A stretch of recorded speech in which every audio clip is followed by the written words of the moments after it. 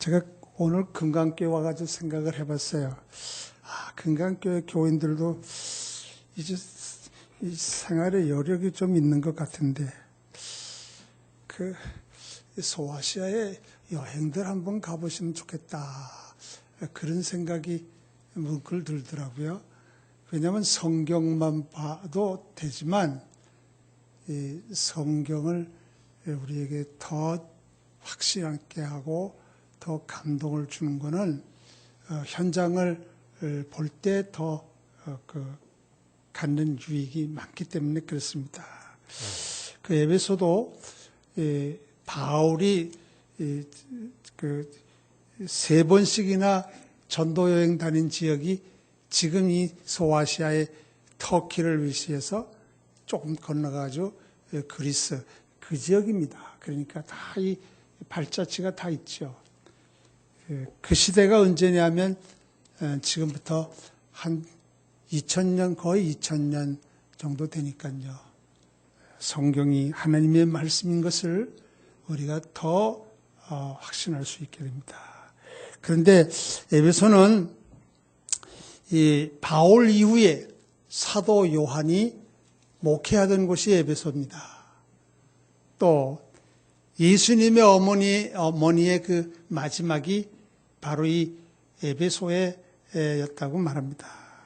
그러니까 교회와 아주 유대가 깊은 곳이에요. 그런데 이 초기 주후 50년경 네로의 황제가 박해가 심했습니다. 왜 박해가 심했냐면 황제 숭배, 황제는 거신이다. 그래서 예수 믿는 사람들을 박해했어요.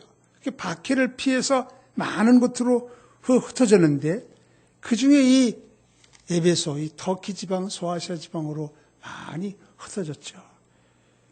신앙의 박해를 피해서 피난 온 사람들이 모여가지고 하나님 말씀을 듣고 또 바울이 방문하기도 했는데 이제 바울이 노후에 감옥에서 그 에베소 교인들을 위해서 편지를 썼습니다. 그게 에베소서예요. 그 구성원들은 주로 노예 출신, 노예 출신들이 많았습니다. 그래도 노예 출신들이지만 예수를 믿어가지고 복음의 은택을 누리며 살았죠. 바울이 그들을 위해서 쓴 편지인데 그 편지의 일부가 뭐냐면 세상이 너무나 어두워. 그들의 삶엔 말하기도 부끄럽고 정말 분간하기도 어려워. 그런데 너희도 전에는 그런 사람들이었잖아. 어두운 데 살고 분별 없이 살고 하나님 없이 살고 깜깜하면 어둡다 그런 말은 죽었다 그런 말입니다. 어두우면 생명체가 없어요. 생명체 자라지도 못합니다. 너희는 다 죽은 사람들이야. 그래서 에베소 2장 보면 허물과 죄로 죽었던 너희를 살리셨다. 어둠에 있던 사람들인데 이제는 주님 안에서 빛이 됐어. 이제는 주 안에서 빛이라. 그래서 저는 오늘 아침에 설교의 제목을 그리스도인의 위상이라 그랬습니다. 너희는 어두운 데서 나와가지고 세상에 주님 안에서 빛된 사람들이야. 그걸 저는 다른 말로 그리스도인의 위상, 종의 신분이지만 그리스도인의 위상은 대단한 거야. 그 위상이란 말은 국어사전에 보니까 어떤 사물이 다른 사물과의 관계 속에서 가지는 위치나 상태 그랬습니다. 그런데 이제 다른 사전에 보면 다른 말로 지위, 신분, 명성, 그리스도인이란 대단히 훌륭한 탁월한 사람들이다. 야, 너희들 말이야. 그 종살이 하면서 어려운 삶 살지. 지금은 좀, 우리 삶은 좀 좋아졌지만 옛날에 우리 얼마나 어려웠습니까? 지금도 가면 이 터키 저 북쪽으로 올라가면 형편없이 살아요. 예? 그리고 옛날 살던 사람들의 그 자취들을 그대로 볼 수 있습니다. 그래도 너희는 그리스도인이야, 그리스도인. 세상에서 나와가지고 주님 안에서 빛된 사람들이야. 오늘 우리들이 예수를 믿는 사람들이 삶의 여건이 각각 다르겠지만 그리스도인의 위상을 알고 그리고 그 위상에 맞는 그런 삶을 살아야 할 것입니다. 저는 이 짧은 시간에 다 말씀드릴 수 없고 몇 가지만 소개를 해드린다면 그리스도인은 먼저는 선택받은 사람들이다. 창세전에 그리스도 안에서 택함받은 사람들입니다. 그 기쁘신 뜻대로 예정하사 그리스도로 말미암아 자기의 아들들이 되게 하셨다. 그러니까 하나님께서 우리가 예수를 믿어가지고 그래가지고 이 은혜를 누리게 된 것은 내가 해서 한 게 아니라 하나님이 택해가지고 예수를 믿게 하고 그리스도인 되게 했다는 겁니다. 이 얼마나 놀라운 일입니까? 종교개혁자 말틴 루터는 갈라디아서를 좋아했습니다. 왜냐하면 갈라디아서의 주제는 믿음으로 의롭다함을 얻는다는 말씀입니다. 그런데 칼빈은 루터와는 달리 에베소서를 좋아했는데 그 까닭은 창세전에 하나님이 택하심으로 우리가 구원을 얻었다는 겁니다. 하나님이 우리를 불러가지고 예수를 믿도록 믿음을 주어서 이 은혜를 누리게 했다는 겁니다. 특히 장로교인들은 하나님의 주권을 강조합니다. 우리가 다 죄인인데 하나님의 은혜로 우리를 불러서 복음을 듣게 하시고 예수 그리스도를 믿게 하심으로 의로워지고 하나님의 자녀가 되었다는 것이죠. 이게 얼마나 값지고 얼마나 놀라운 일이에요. 성경에 보면요, 마태복음 22장 14절 보면 다 청해 왔습니다. 다 길거리에 있는 사람들 청해 왔습니다.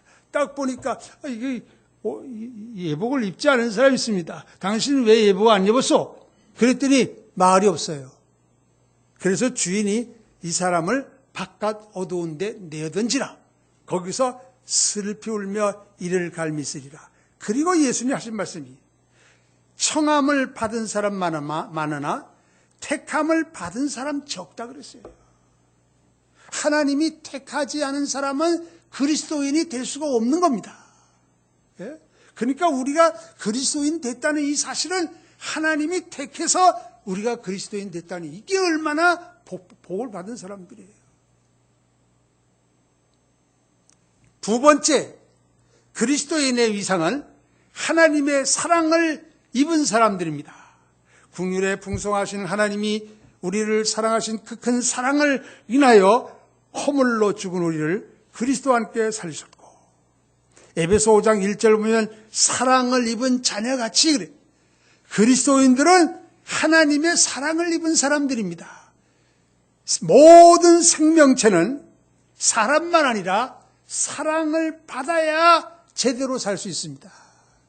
물고기도요, 딱 시간 맞춰서 먹이 주고요, 그리고 물 갈아주고요, 딱 그러면 잘 자라나요. 새끼도 잘 낳고요. 그런데 버려지면, 화초도 마찬가지입니다. 사람도 마찬가지입니다. 사람도 사랑을 받으면서 살아야 그 사람이 윤기가 있고 활기가 있고 그리고 샘이 있습니다. 그런데 그 사랑 중에 가장 크고 놀라운 사랑이 하나님의 사랑이랍니다. 예수 믿는 사람들도 다 세상 사는 사람들이니까 세상의 사랑을 필요로 합니다마는 그리스도인들은 특별히 하나님의 사랑을 입은 사람들입니다. 어떤 사랑입니까? 보라, 하나님이 어떠한 사랑을 우리에게 주사 하나님의 자녀라 일컬음을 얻게 하셨는고, 사랑은 여기 있으니 우리가 하나님 사랑한 게 아니고 하나님이 우리를 사랑하사 우리 죄를 위하여 화목제로 그 아들을 보내셨습니다. 신구약 성경의 요절이라고 말하는 요한복음 3장 16절은 하나님이 세상을 이처럼 사랑하사 독생자를 주셨으니 누구든지 저를 믿으면 멸망치 않고 영생을 얻게 하려 하십니다. 그리스도인은 그 사람이 직업이 어떠하든 그 사람이 위치가 어떠하든 그거 세상적인 거 갖다 붙이는 게 아니고 그리스도인은 하나님의 사랑을 입은 사람들입니다. 세상 사람들의 사랑은요, 조석변이잖아요, 조석변이. 세상의 기준으로 하나님이 우리를 사랑하심이 아니라 연약하고 경건치 않고 죄인이고 하나님의 원수였으나 상관치 않으셨습니다. 흙까닭은 하나님은 우리를 사랑하시기 때문입니다. 어렵고 그럴 때 내가 너 날 사랑하잖아. 그런 진짜 음성은 아니지만 하나님께서 내게 그렇게 말씀하시는 것 같은 것을 들을 때 우린 살아나는 겁니다. 예? 세상의 그 어떤 것도 우리를 살리는 게 아니라 하나님이 내 어떤 경지에 있든지 내가 널 사랑해. 그러면 살아나는 거예요. 세 번째, 그리스도인의 위상은 하나님의 자녀입니다. 하나님의 자녀. 애들이 어른들도 그렇게 말하죠. 사람은 뭘 잘 타고나야 된다고요? 그래 흔히 말하는 거 있잖아. 쟤는 부모를 잘 타고나야 돼. 부모를 잘 타고나야 그 아이가 행복하고 그 아이가 걱정이 없고 그 아이의 길이 열려지는 거야. 그런 말 하잖아요, 흔히들. 그런데 예수 믿는 그리스도인들은 하나님의 자녀예요. 하나님 자녀. 모든 건 다 하나님 겁니다. 성경 보면 성령이 친히 우리 영으로 더불어 우리가 하나님의 자녀인 것을 증거하시나니, 자녀이면 후사란 말은 뭐냐? 대를 이을 자라, 그런 말이에요. 대를 이을 자.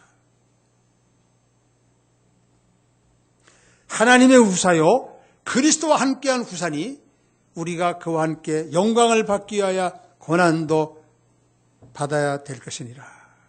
영접하는 자, 곧 그 이름 믿는 자에게는 하나님의 자녀가 되는 권세를 주었습니다. 로마서 9장 8절 보면 육신의 자녀가 하나님 자녀가 아니라 오직 약속의 자녀가 씨로 여김을 받느니라. 형제들, 우리는 이삭같이 약속의 자녀라.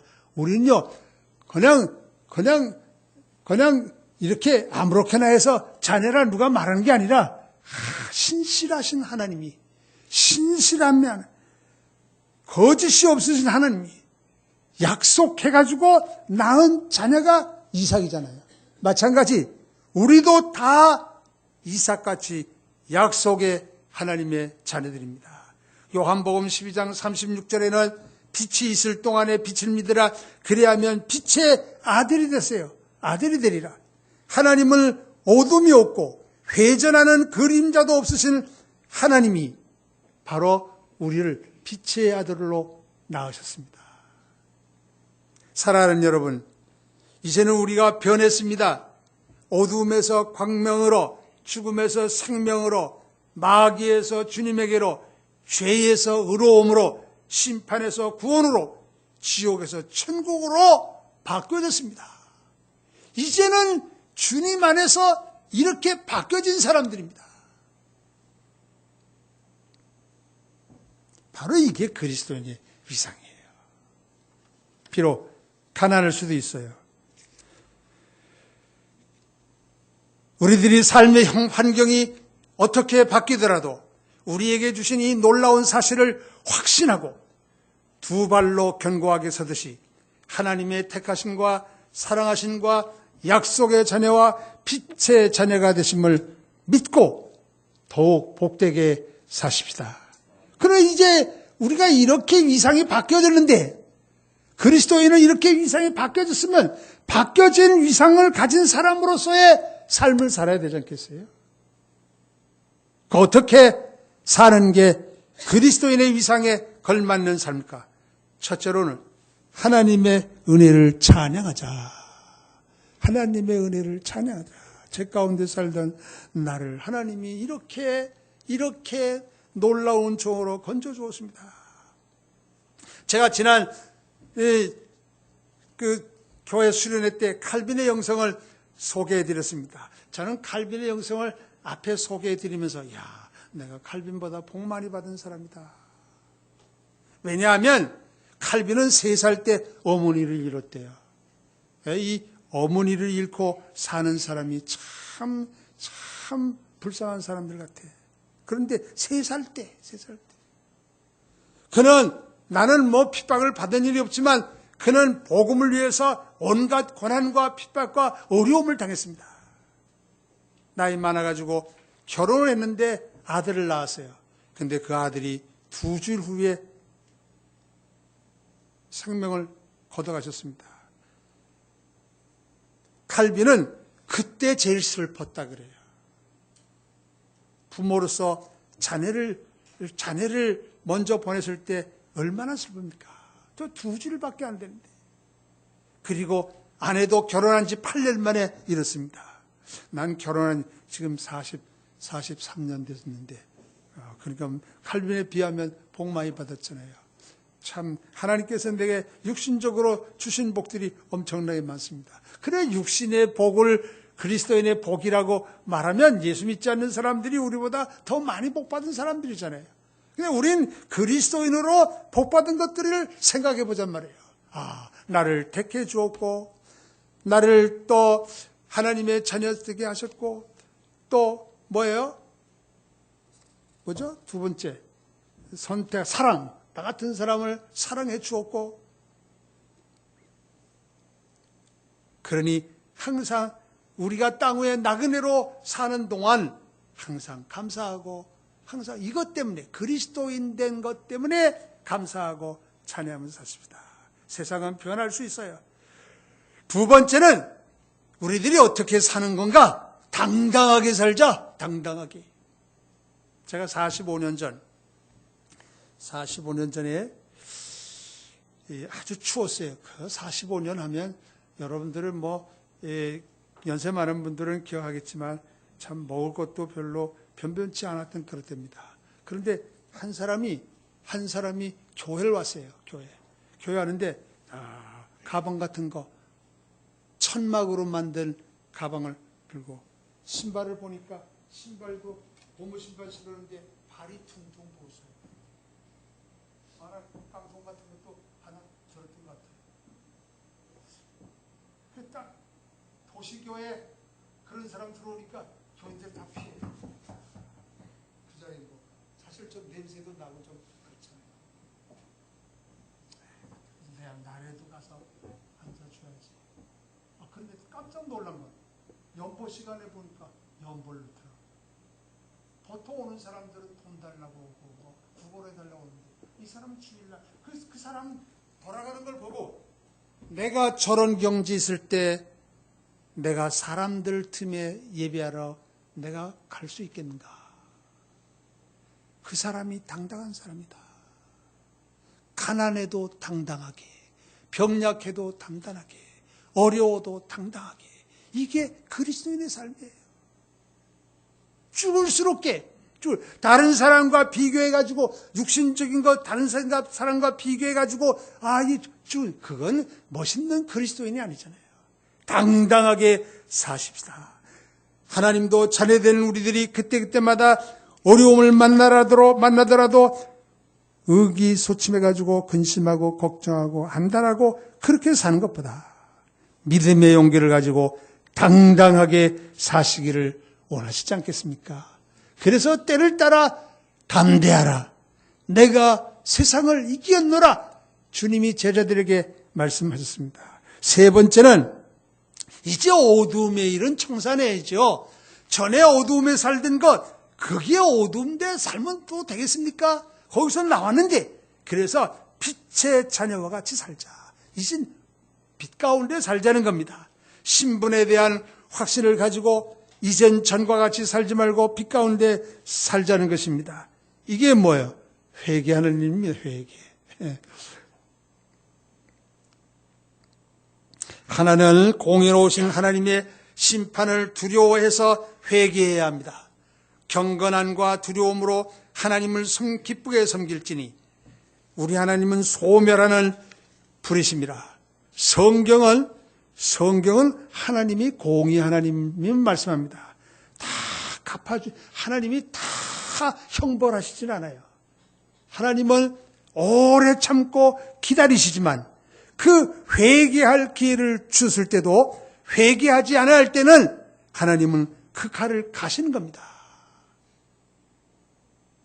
그러기에 우리는 하나님이 잘못했는데도 관가해 주시고 그러면 너무 하나님이 나 같은 분으로 생각하지 말고 하나님이 나를 오래 참아주시는구나. 그리고 즉시 회개하고 돌아서고 끊어버려야 할 것입니다.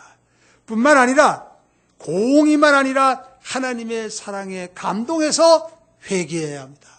나 같은 죄인, 버러지 같은 죄인, 지렁이 같은 죄인, 저주받을 죄인, 그래도 하나님이 나를 위해서 독생자 보내 십자가에 대신 죽게 하셨네. 나 얼마나 이 모슬놈인데 이래가지고 그 사랑에 감복해서 회개하는 겁니다. 내가 왜 이렇게 살지? 깊은 반성과 결심으로 죄를 정산하고 돌아설 힘을 얻게 되는 게 사랑입니다. 이제는 주 안에서 빛의 자녀가 됐으므로 어둠의 일을 벗고 빛의 갑옷을 입으십시다. 그리고 네 번째는 빛의 열매를 맺자 그랬는데 착함과 의로움과 진실함입니다. 예수님은 나다나엘이 거짓이 없다, 간사하지 않다 그랬습니다. 사람이 얼마나 무서워집니까? 사람이 제일 무서워요. 그 이유는 그 사람 속에 들어있는 걸 알 수가 없어요. 다 투명인간, 그 마음속에 있는 것도 다 보이면 얼마나 좋겠어요. 그런데 감사한 것은 그거 안 보이게 한 게 얼마나 감사합니까? 예?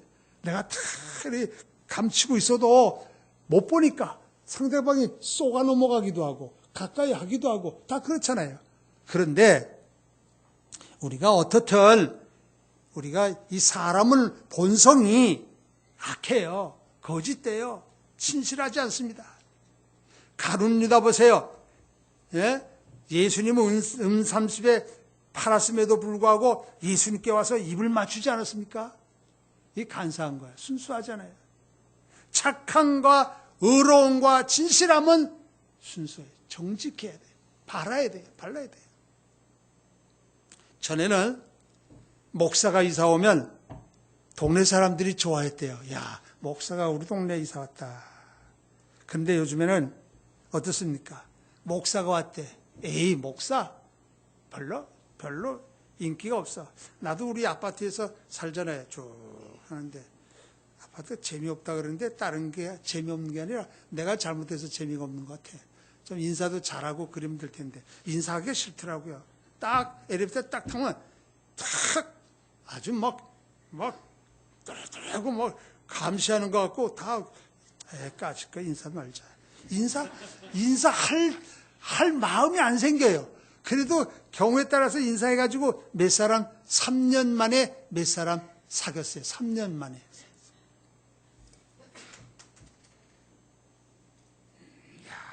목사 와서 좋아하는 사람 좋아하지 않으니까 목사 인기가 그만큼 없죠. 왜냐하면 방송에 자꾸 나잖아요.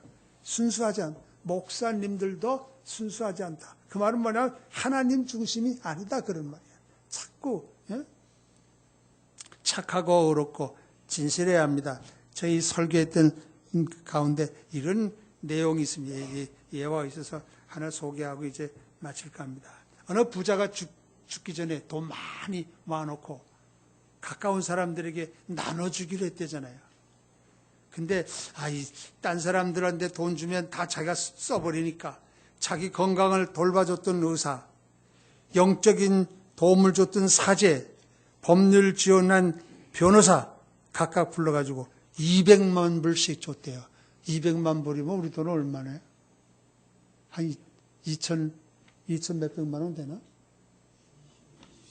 20억이야? 와, 돈 많다는 계산도 못하겠어. 20억. 와, 20억씩 딱 줬답니다. 내가 죽으면 무덤에다가 다 던져주시오.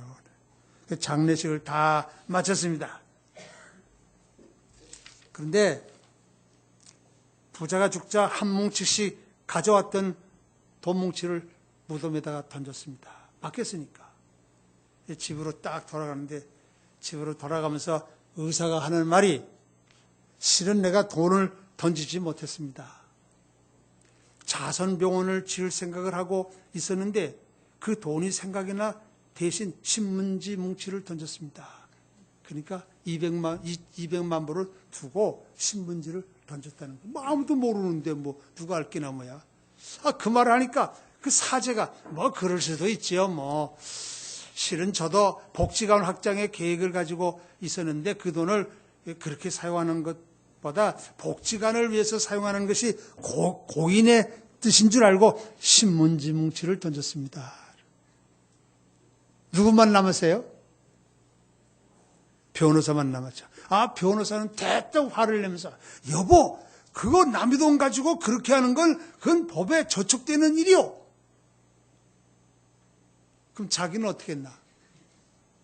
나는 돈은 금고에다 놓고, 현찰은 금고에다 놓고 200만 불 수표로 만들어서 무덤에다 던졌어. 어떻게 하는 거예요?